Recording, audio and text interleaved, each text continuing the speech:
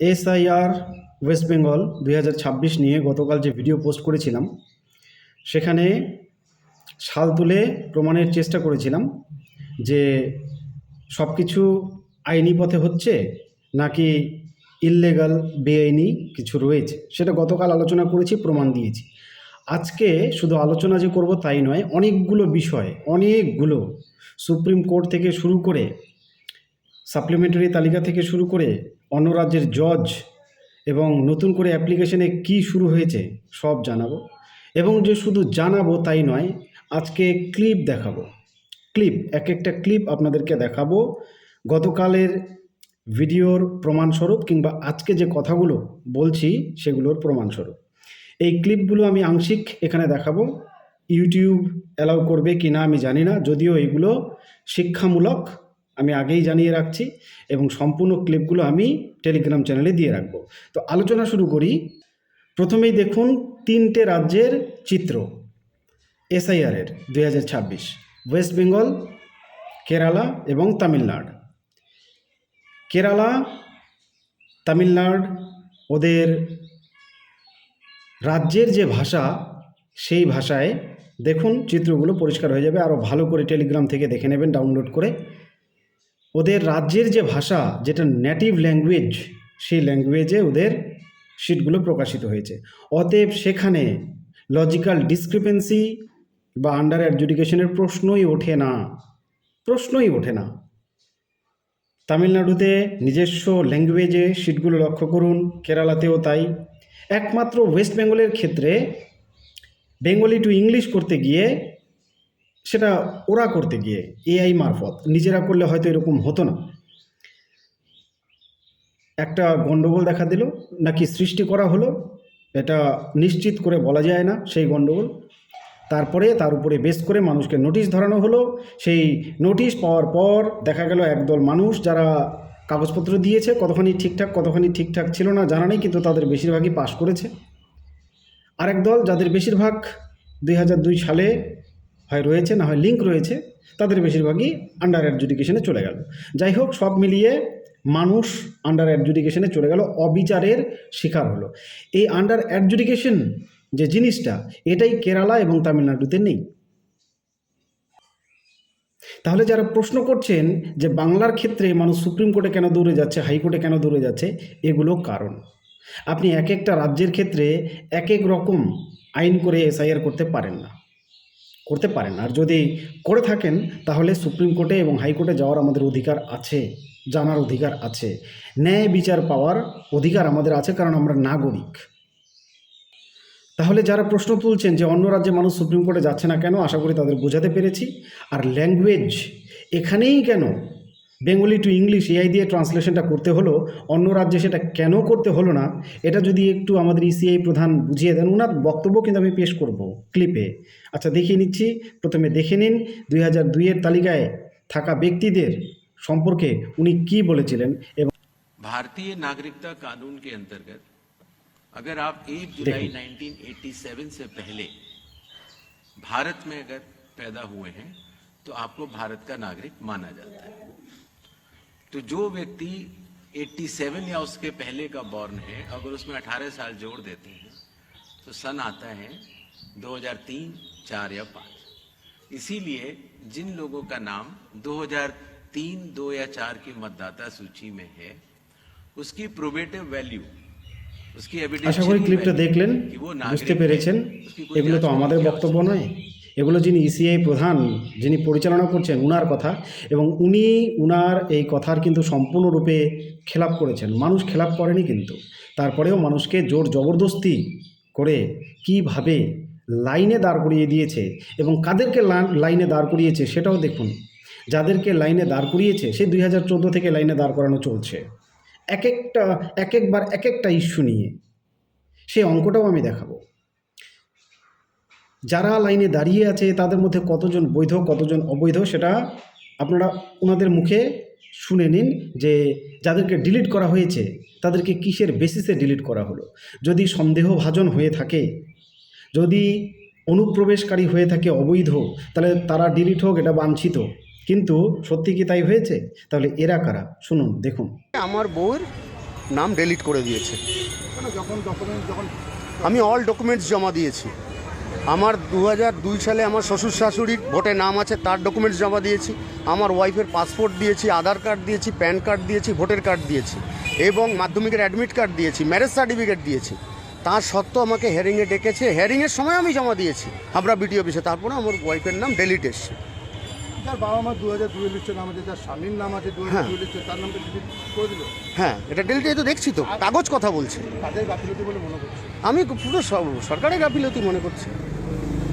এটা এই সিস্টেমের মধ্যে যারা আছে তাদের গাফিলতি মনে করছি। কতক্ষণ ধরে লাইনে দাঁড়িয়ে আছে? 1 ঘন্টা হয়ে গেল। আমার নাম ডিলিট হয়ে গেছে। কেন যাওয়ার ডকুমেন্ট সেটা আমার 2002 সালের ভোটার, টিএন সেশনে প্রথম যখন ভোটার কার্ড দিয়েছে তখন থেকে আমি ভোটার। হ্যাঁ, তাও আমার নাম কেটে দিয়েছে। তাদের গাফিলতি বলে মনে করছে। আমি কি করবো? নিশ্চয়ই প্রশাসনের। নাম আপনার? আমার নাম বিজয় ভৌমিক, কোথা থেকে এসেছেন? হাবড়া থেকে। সার্ভিস করেছি। দাঁড়িয়ে আছেন? হ্যাঁ, সেজন্য লাইনে দাঁড়িয়েছেন। এই ভোটার লিস্টের নাম কেটে ডিলিট করে দিতে। কেন যার ডকুমেন্ট সেটা ডকুমেন্ট দেননি? আমাকে ভিডিও ডেকেছিল, ভিডিও ডেকে বলতে আমার 6টা ছেলে মেয়ে। তা আমি প্রুফ চাইছি, প্রুফ দেখাতে পারি, প্রুফ দেয়নি, বলে দেওয়া হবে ওসব না। লিখে দিয়ে এসছি আমার 2টোই মেয়ে, তারপরে ডিলিট করে দিয়েছে। আমার বাড়ি মোট 4টে, আমার 2 মেয়ে আর আমার দাদার ছেলে ভাইপো। সবার নাম ডিলিট হয়ে গেছে? হ্যাঁ, 4টে ভোট ডিলিট হয়েছে আমার বাড়ি, আর আমার মেয়ে 2টো আর আমার 3টে আমার ফ্যামিলিতে। যখন ফর্ম জমা দিয়েছিলেন, হ্যাঁ। ফর্ম যখন জমা দিয়েছিলেন, যা যা ডকুমেন্ট সব ডকুমেন্ট দিয়েছিলেন? হ্যাঁ, দাদা ডকুমেন্ট সব দিয়েছি। বাবা 2000 সালে ভোটার লিস্টের নাম দিয়েছি। আপনার বাবার নাম আছে? হ্যাঁ, 2000 সালের লিস্টের নাম আছে। আর এটা কি ভুল? 1963 সালে ইন্ডিয়ান আর্মি সার্ভিস করতো। আপনার বাবা ইন্ডিয়ান আর্মি? হ্যাঁ, এই তো আছে আমার কাছে, প্রুফ আছে। কি নাম আপনার? আমার নাম বিশ্বনাথ বাইন, বাবার নাম নিরঞ্জন বাইন। কোথা থেকে এসেছেন? আংরাইল, গাইঘাট থানা, আংরাইল বাজার। কতক্ষণ লাইনে দাঁড়িয়ে আছেন? কতক্ষণ? ঘন্টা 2। অনেকটাই দেখলেন। আশা করি কিছুটা বুঝতে পেরেছেন যে লাইনে যারা রয়েছে তারা কারা। তারা আপনার আমার মতো সাধারণ মানুষ, ভারতের বৈধ নাগরিক অনেক রয়েছেন। তাহলে এদেরকে যে ছাঁটাই করা হলো, মনে পড়ে একজনও বৈধ ভোটারকে তালিকা থেকে ছাঁটাই করা হবে না। এখানে তো সম্পূর্ণ কথাটা ইল্লিগাল প্রমাণিত হয়ে যায়। এই যে প্রক্রিয়া, একজন বৈধ ভোটার বাদ যাবে না, বাদ গেল কেন? এবার ওনারা বলবেন যে না, যদি ভুল করে, এখন তো ভুল স্বীকার করছে যে ভুলক্রমে এতজন মানুষের কাজ করতে গিয়ে ভুলক্রমে হতেই পারে, মানে ওনাদের ভুল হতে পারে। আর মানুষের ডকুমেন্টসে 1 বা 2টো অক্ষর ভুল থাকতে পারে না, যদিও সেই ডকুমেন্টসটা নিজের হাতে তৈরি নয়, তৈরি করেছে কিন্তু সরকারি আধিকারিকরাই। কোনো সরকারি ডকুমেন্টস পাবলিক নিজে তৈরি করে না, এটা সরকারি আধিকারিকরাই তৈরি করে থাকে। তাহলে ওনাদের ভুলকে আমাদের ভুল হিসেবে আমাদের উপরে চাপিয়ে দিয়ে আমাদের শাস্তি দেওয়ার খেলা চলছে। কিন্তু ইনাদের যখন ভুল, ইনাদের ভুলক্রমে কোনো মানুষ ডিলিট হয়েছে, তখন নিজের শাস্তি নিজে ভোগ করো, লাইনে দাঁড়াও। প্লাস তুমি ফিরে আসতে পারবে কি না, ভোট দিতে পারবে কি না, তার কিন্তু কোনো নিশ্চয়তা এখনও নেই। আরও দেখুন, মানুষকে নিয়ে খেলাটা এখানেই শেষ নয়। এরপরে বলছে আপনি ডিলিট হয়েছে, কি হয়েছে? যারা এরকম বলছেন তাদেরকে কিন্তু ছেড়ে কথা বলবেন না, উপযুক্ত জবাব কিন্তু দেবেন। বলছে যে ওয়েবসাইটে চলে যান ECI নেট এবং সেখানে গিয়ে অনলাইনে আবেদন করে দিন। এবং অনলাইনে আবেদন আপনি যখন করতে যাচ্ছেন তখন পেজটা কি দেখাচ্ছে দেখুন। এই হচ্ছে খেলা, এই হচ্ছে ওদের পেজের অবস্থা। ভাবা যায় মানুষ এমনিতেই চিন্তিত, ব্যতিব্যস্ত এবং ভারাক্রান্ত যে নিজেদের দেশে এরকম কেমন আচরণ আমাদের সহ্য করতে হচ্ছে। নিজের দেশে সৎ মাও এরকম আচরণ করে না, সৎ মায়ের থেকে বেটার আচরণ করে। তাহলে মানুষ হতাশাগ্রস্ত, চিন্তিত এবং সেই সাথে ক্ষিপ্ত। এবার এতগুলো কথা তো বললাম, এবার একটা অঙ্কের কথা শোনাই। একটা সূত্র আপনারা সকলে পড়েছেন, এই সূত্রটা আমি নিজের মুখে বলছি না, মোদিজির মুখে শুনুন। তারপরে সেই সূত্রানুযায়ী আমাদের SIR এর চিত্রটা আমি তুলে ধরছি আপনাদের সামনে, শুনুন কি বলছে। A plus B into square into bracket square करे A plus B into bracket square करे तो रिजल्ट आता है A square plus 2AB plus B square। ये एक्स्ट्रा 2AB मिलता है कि नहीं मिलता है? ये एक्स्ट्रा 2AB कहाँ से आया? এবার আপনারা সঠিক ফর্মুলাটা নিচে যারা যারা পোস্ট করতে চান পোস্ট করে দেবেন।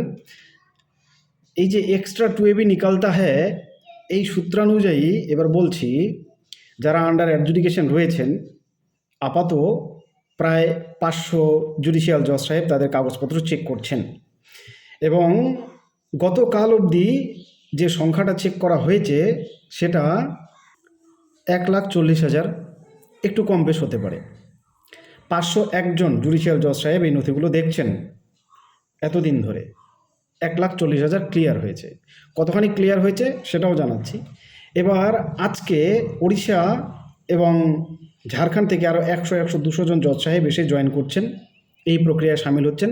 ফলে এই কাজের গতিতে আরেকটু গতি আসবে, এই কাজে আরেকটু গতি আসবে।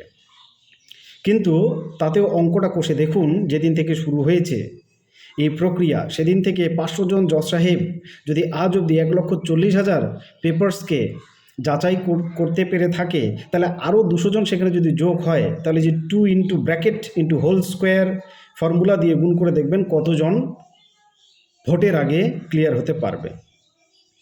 সমস্ত কাগজপত্র যাচাই করতে তারপরেও এপ্রিল মাসের 10 তারিখ কিংবা তার অধিক সময় লাগতে পারে, এপ্রিল মাসের। এবং ভোট এর যে নমিনেশন সেটা মার্চের মধ্যে কমপ্লিট হয়ে যাবে। তাহলে বুঝতে পারছেন এই ইনাদের ভোট দেওয়া সত্যি কি সম্ভব হবে? যদি যে পথে বর্তমানে আমরা দাঁড়িয়ে আছি, যেখানে এই পথেই যদি প্রক্রিয়াটা এগিয়ে থাকে এবং ইসিআই কারো কথা না শুনে যদি এই মার্চের প্রথম সপ্তাহে ভোট ডিক্লারেশনের কথা বলে বা সেকেন্ড উইকে, এবং মার্চের শেষ নাগাদ যদি নমিনেশন প্রক্রিয়া শেষ হয়ে যায়, তাহলে পরে এই আন্ডার অ্যাডজুডিকেশনে যদি বৈধ ভোটাররা থেকে থাকে, তাহলে তারা ভোট দিতে পারবে না। এটাই তো প্রমাণ হচ্ছে। অতএব একটা আশঙ্কা কিন্তু রয়েছে যে ভোট পিছোতে পারে। কোনো অফিসিয়াল নোটিফিকেশন নেই, কিন্তু দেশে এখনও বিচার ব্যবস্থা রয়েছে এবং যে প্রমাণগুলো রয়েছে সেটা একদম জলের ছবির মতো পরিষ্কার। এগুলো দেখেও যদি সুপ্রিম কোর্ট, হাইকোর্ট এবং জনগণ, শুভবুদ্ধি সম্পন্ন গণতন্ত্রে বিশ্বাসী মানুষজন যদি চুপ করে থাকে, কোনো ব্যবস্থা না নেয়, তাহলে সেটা হবে অগণতন্ত্রের সামিল, অবিচার ব্যবস্থার সামিল। অতএব বিচার একটা আশা করা যেতেই পারে যে এই বৈধ ভোটাররা যারা আন্ডার অ্যাডজুডিকেট রয়েছেন, ওনারা তালিকায় অতি অবশ্যই ফিরে এসে যাতে নির্বাচনী প্রক্রিয়া অংশ নিতে পারেন। এই কারণে নির্বাচনটাকেই স্থগিত করে দেওয়া হোক until they come out from the judgement. আরেকটা খবর রয়েছে যেটা খুব একটা খুশির নয়, যে প্রক্রিয়া যে চলছে ঝাড়াই বাছাইয়ের আন্ডার অ্যাডজুডিকেশনদের, সেখানেও কিন্তু প্রায় 20-25% মানুষ ডিলিট হচ্ছেন, বাদ যাচ্ছেন, এবং 75% মানুষ সেখান থেকে ক্লিয়ারেন্স পেয়ে যাচ্ছেন। কারা কারা থাকছেন না এখনই বলা যাবে না। যতক্ষণ সাপ্লিমেন্টারি তালিকা না পাবলিশ হচ্ছে, ততক্ষণ দেখে বলা মুশকিল যে কাদের এবং কেন ডিলিট হয়েছে, এবং সেখানে যারা রয়েছে তারা সত্যিকারের অবৈধ না বৈধ, ওটা এখনই বলা মুশকিল। যে ভিডিওসগুলো আমি এখানে দেখালাম এগুলো এডুকেশনাল পারপাস, এবং এ কারণে এখানে ফুল স্পিচগুলো আমি দেখালাম না। ভিডিওগুলোর ফুল স্পিচটা আমি টেলিগ্রাম চ্যানেলে দিয়ে দিচ্ছি, এবং যতগুলো ডকুমেন্টস রয়েছে, গতকাল আমি আধিকারিকদের যে কন্ট্যাক্টের কথা বলেছিলাম সেটা আমি আজকে টেলিগ্রামটা চেক করবেন। আশা করি ভিডিওটা আপনাদের উপকার করবে। সঙ্গে থাকবেন, জুড়ে থাকবেন। আজকে সানডে, একটা গান দিয়ে শেষ করতে চাই। গান করতে ভালোবাসি, আপনাদের গান শোনাতে ভালোবাসি, ভারত মাকে ভালোবাসি, বাংলাকে ভালোবাসি। আমরা তোমার শান্তিপ্রিয় শান্ত ছেলে, আমরা তোমার শান্তিপ্রিয় শান্ত ছেলে, তবু শত্রু এলে অস্ত্র হাতে ধরতে জানি। তোমার ভয় নেই মা, আমরা প্রতিবাদ করতে জানি। ভালো থাকবেন, সুস্থ থাকবেন। ধন্যবাদ।